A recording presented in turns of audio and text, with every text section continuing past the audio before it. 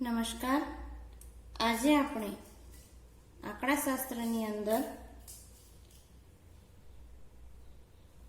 જે ઉદાહરણ બાકી હતું એમાં ન્યૂનતમ વર્ગની રીત અને આલેખની રીત એ બંને આવી જાય એવું એક ઉદાહરણ મેં અહીંયા લીધું છે કે જેમાં બંને વિષયનો આપણે અભ્યાસ પણ થઈ જાય. આવું ઉદાહરણ કદાચ એક્ઝામમાં પૂછાય તો પણ આપણને વાંધો ના આવે. એક કંપનીના માસિક વેચાણ 1000 રૂપિયામાં માહિતી નીચેના કોષ્ટકમાં આપેલ છે. સુરેખ વલણના સમીકરણનું અન્વયોજન કરો. બરોબર, તેને આલેખ વડે દર્શાવો. એટલે બંને રીત કરવાની છે એમ અહીંયા કહી દીધું. અને બીજું, મેળવેલ સમીકરણનો ઉપયોગ કરીને ઓગસ્ટ માસના વેચાણનું, એટલે કે અહીંયા આપણને માસ આપેલા છે તો જૂન સુધીના આપેલા છે, તો જૂન સુધીમાં કીધું પણ આપણે ડાયરેક્ટ એને કહી દીધું કે ઓગસ્ટ માસનું. તો ઓગસ્ટ માસનું જ્યારે વાત આવે તો અહીંયા આપણે બધાને ક્રમ આપી દઈએ 1 2 3 4 5 6. તો જુલાઈ 7 અને ઓગસ્ટ માસ આવશે ત્યારે આપણે જે ટી આવશે એના બરાબર 8 લેવાના થશે. તો ઓગસ્ટ માસના વેચાણનું અનુમાન શોધો. તો n બરાબર કેટલા થશે? તો કે 1 2 3 4 5 અને 6. તો n બરાબર 6. હવે આપણે સૌથી પહેલા ન્યૂનતમ વર્ગનો દાખલો ગણી લઈએ અને ત્યારબાદ આપણે આલેખ વિષયની સમજ મેળવીએ.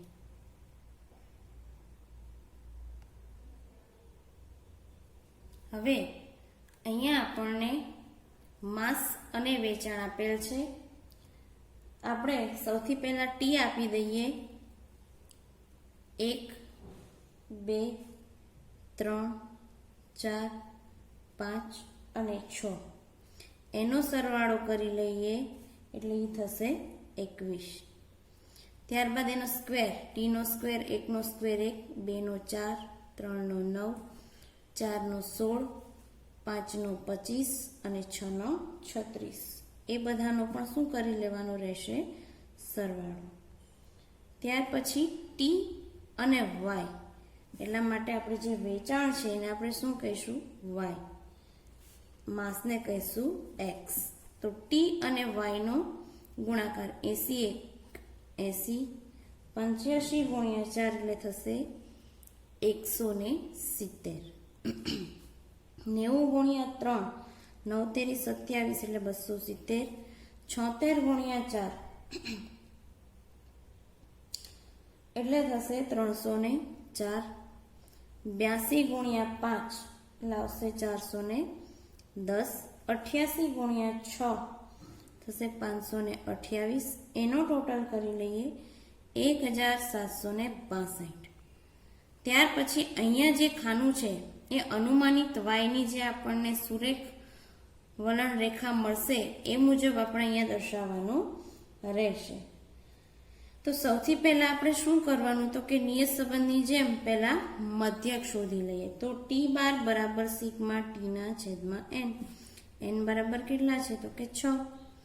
તો સિગ્મા ટી કેટલા આવ્યા? તો કે બરાબર 21 ના છેદમાં 6. માટે મધ્યક આવશે 3.5. ત્યાર પછી આપણે વાય બાર શોધી લઈએ. સિગ્મા વાય ના છેદમાં n બરાબર કેટલા આપેલા છે? તો કે 91 ના છેદમાં 6. 91 નહીં પણ 501. 501 ના છેદમાં 6 બરાબર 83.5. મધ્યક મળી જાય ત્યારબાદ આપણે નિયત સંબંધાંકની જેમ બી શોધવાનો રહેશે. તો એનું સૂત્ર n sigma t y minus sigma t sigma y, જે આપણે નિયત સંબંધાંકમાં આ જ રીતે ભણી ગયા. n સિગ્મા ટી નો square minus sigma T whole square. સૂત્ર લખ્યા બાદ સૂત્ર પ્રમાણે કિંમતો મૂકતા n બરાબર 6, સિગ્મા ટી વાય 1762 અને સિગ્મા ટી થશે 21 અને વાય છે એ થશે 501 એટલે 501 છેદમાં 6 સિગ્મા ટી નો સ્ક્વેર છે 91 સિગ્મા ટી એટલે 21 નો સ્ક્વેર। ત્યારબાદ આપણે આગળ જોઈએ તો 1762 નો 6 સાથે ગુણાકાર કરીએ એટલે આવશે 10,572। 21 નો 501 હારે કરીએ એટલે આવશે 10,521। 6 નો 91 સાથે 546, 21 નો વર્ગ 441 બરાબર 10,572 માંથી 10,521 બાદ કરતા જવાબ આવશે 51,546 માંથી 441 બાદ કરો એટલે આવશે 105। હવે આપણે આના ઉપરથી એ શોધીએ તો એ બરાબર y બાર માઇનસ બી ટી બાર બરાબર। y બાર આપણને આપ્યો ગણ્યો હમણાં આપણે કેટલો આવ્યો 83.5 બી કેટલો આવ્યો તો એ આપણે બી બરાબર આવશે 0.4857 તો પોઈન્ટ પછી 5 છે અને 5 કે 5 થી વધુ હોય તો આગળ એક ઉમેરાય છે એટલે લગભગ આવશે 0.49 એટલે બી લખશું 0.49 ગુણ્યા ટી બાર આવ્યો આપણે 3.5 તો 3.5 ગુણ્યા 0.49 એટલે જવાબ આવશે 1.715 તો 83.5 માંથી આપણે 1.715 બાદ કરી દઈએ એટલે આવશે જવાબ 81.785। બે આંકડાની કિંમત લેવાની થાય એટલે થશે 81.79। હવે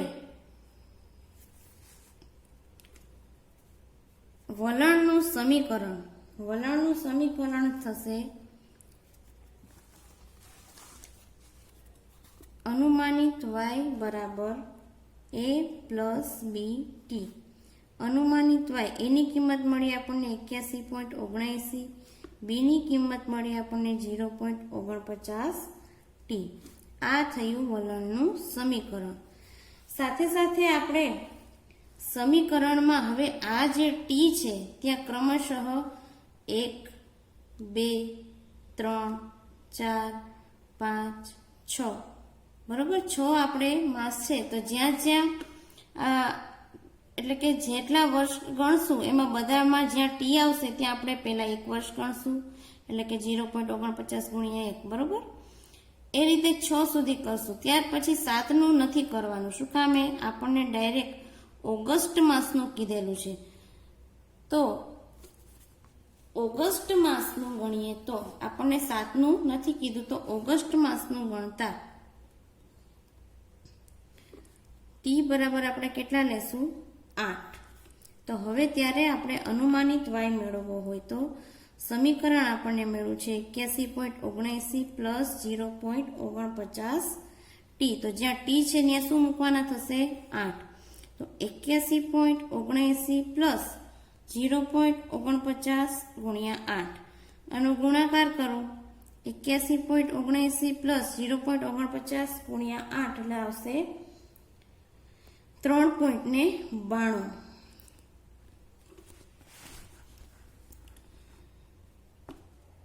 ટી હતા ત્યાં આપણે 8 મૂકી દીધા 8 નો ને 0.49 નો ગુણાકાર કર્યો એટલે આવશે 3.92। હવે એને આપણે 81.79 માં 3.92 ઉમેરી દેતા આવશે 85.71 એટલે કે અનુમાનિત y ની કિંમત આપણને મળી ₹85.71,000। હવે આ જે આપણને વલણની કિંમત મળી એ આપણે અહીંયા ઉપર દર્શાવી દેવાની રહેશે 81.79 પ્લસ 0.49 ટી। આ કામ તમારે હવે રફમાં કરવાનું કઈ રીતે તો કે 0.49 ટી છે, તો જ્યાં પહેલું વર્ષ છે તો અહીંયા ટીની કિંમત મૂકતી જવાની અને પછી ગણતું જવાનું, જેમ આપણે 8નું ગણ્યું એ રીતે. તો 81.79 પ્લસ 0.49 ગુણ્યા 1, તો 81.79 પ્લસ 0.49 ગુણ્યા 1 કરો એટલે 0.49 જ આવે. તો હવે 81.79 માં 0.49 ઉમેરતા કિંમત મળશે 82.28. ત્યાર પછી 0.49 ગુણ્યા કેટલા કરવાના? 2. 0.49 ગુણ્યા 2, જે જવાબ આવે એને શેમાં ઉમેરી દેવાનો? 81.79 માં, એટલે આવશે 82.77. એ જ રીતે આગળ 83.26, 83.75, 84.24 અને 84.73. આ રીતે તમે આગળ જુલાઈ માસનું 7નું કરીને પણ લખી શકો. આપણે ડાયરેક્ટ 8ની જે ગણતરી કરી મેં હમણાં તમને બતાવી. માનો કે અહીંયા ગણતા ન આવડે તો મેં જે 8 ટી બરાબર 8 મૂકીને ગણતરી કરી છે એ જ ગણતરી બરોબર આપણે આ ગણતરી મેળવવાની થશે. હવે આ જે સમીકરણ વલણનું હતું એના અનુમાનો મેળવ્યા એને હવે આપણે શેમાં? તો કે આલેખમાં દર્શાવવાના રહેશે. તો અહીંયા મેં આલેખનું તમારે ગ્રાફપોથીમાં જ દોરવાનો છે. આલેખમાં તમારે સૌથી પહેલા તો વાય અક્ષ અને એક્સ અક્ષ દોરી નાખવાના. એક્સ અક્ષ ઉપર હંમેશા સમય રહેશે, વાય અક્ષ ઉપર આપણે જે આપેલું હોય, વાય અક્ષની અંદર વેચાણ આપ્યું હોય તો વેચાણ, વસ્તુની કિંમત આપેલી હોય તો કિંમત એ લખવાની રહેશે. ત્યારબાદ સમયમાં આપણે 1 થી 6 માસ છે એટલે દર્શાવી દઈએ. 1, 2, 3, 4, 5 અને 6. તમારે અહીંયા ચોરસ બોક્સ આપેલા છે, સરખા અંતરે 1, 2, 3, 4, 5, 6 લખવાના રહેશે. બીજું કે અહીંયા તમને જે આંકડા આપેલા છે એમાં એ આંકડા 90 સુધીના જ છે, તો ડાયરેક્ટ આપણે અહીંયા 70 લખવાના રહેશે. તો ત્યારે આપણે આલેખ છે એ આ રીતનો બતાવવો પડે. તો પછી આપણે અહીંયા ડાયરેક્ટ લખી શકીએ 70, અહીંયા લખીએ 80 અને અહીંયા લખીએ 90. સમાન અંતર રાખવાનું રહેશે. 2 બોક્સ છોડો તો બધામાં 2 બોક્સ છોડવાના, 3 બોક્સ છોડો તો બધામાં 3 બોક્સ છોડવાના. ત્યાર પછી આપણે સાઈડમાં અથવા તો તમારે સામે જગ્યા આપી હોય ત્યાં, મોટા ભાગે આલેખમાં સાઈડમાં આપણે પ્રમાણ માપ લખીએ છીએ. પ્રમાણ માપ લખી લેવાનું. એક્સ અક્ષ છે એમાં 1 સેમી બરાબર 1 માસ. આપણે અહીંયા નીચે લીધો ત્યાંની વાત કરીએ છીએ. અહીંયા વાય અક્ષ છે તેમાં 1 સેમી બરાબર, આપણે જો બધાની વચ્ચે 10,000 હજારોમાં છે એટલે અહીંયા લખશું 10,000. હવે આપણે સૌથી પહેલા શું કરવાનું? તો કે માસ પ્રમાણે આપણને જે દાખલામાં રકમ આપેલી છે એ કિંમતો દર્શાવવાની. તમે બુક સાથે જ રાખજો. સૌથી પહેલી રકમ આપેલી છે આપણને 80, તો એ બરોબર 1 એટલે કે કયો માસ છે? તો કે જાન્યુઆરીની બરોબર અહીંયા દર્શાવવાનું રહેશે. ત્યાર પછી છે 85, તો 80 અને 90 ની વચ્ચે આવશે એટલે અહીંયા 85. ત્યાર પછીની રકમ છે 90 એટલે અહીંયા આવશે 90. ત્યાર પછીની રકમ 76, તો 70 થી થોડું ઉપર પણ 75 આપણને ખ્યાલ છે એટલે આપણે સીધા ડાયરેક્ટ પહેલા 75 ઉપર જઈ અને એક જ લીટી આગળ લેવાનું એટલે એ થઈ જશે 76. ત્યારબાદ પાંચમામાં આપણને આપેલા છે 82 એટલે 80, એની ઉપર 2 લાઈન, તમારે ચોરસ બોક્સની 2 લાઈન લઈ લેવાની, એ થઈ જશે 82. અને છેલ્લે છે 88, તો 90ની જે લાઈન છે અહીં આપણે 90માં સેજ ઉપર દર્શાવાઈ ગયું છે તે ઇરેઝ કરી અને નીચે લઈ લેશું.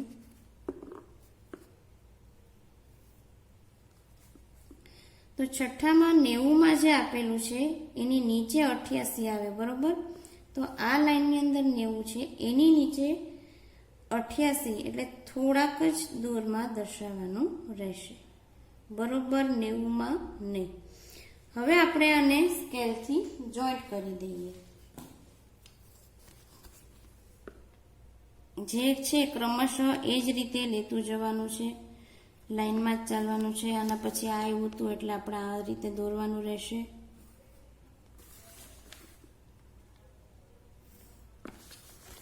હવે શું કરવાનું? તો કે હવે અહીંયા જે વલણ આવ્યા 82.88, 82.77 એને આપણે એક એક કરી અને દર્શાવી દેવાના રહેશે. તો સૌથી પહેલા છે 82.28, તો 80ની થોડું ઉપર આવશે, બરોબર. ત્યાં આપણે દર્શાવીએ, ત્યાં આપણે ખાલી ટપકા જ કરીએ એટલે અલગ દેખાય. 82.28 છે, ત્યાર પછી છે 82. બીજામાં 77, બરોબર. તો 28 છે એના કરતાં થોડું આપણે સેજ ઉપર લેવાનું રહેશે. ત્યાર પછી ત્રીજા વર્ષમાં 83 તો જ્યાં 80 આપેલા છે એનાથી ઉપર. તો આપણે અલગ જ બતાવીએ જેથી વધુ ખ્યાલ આવે. સૌથી પહેલા 80ની એક જ ઉપર એટલે 82 અહીંયા લઈ લીધું. તમારે ચોરસ બોક્સ હશે એટલે વાંધો નહીં આવે.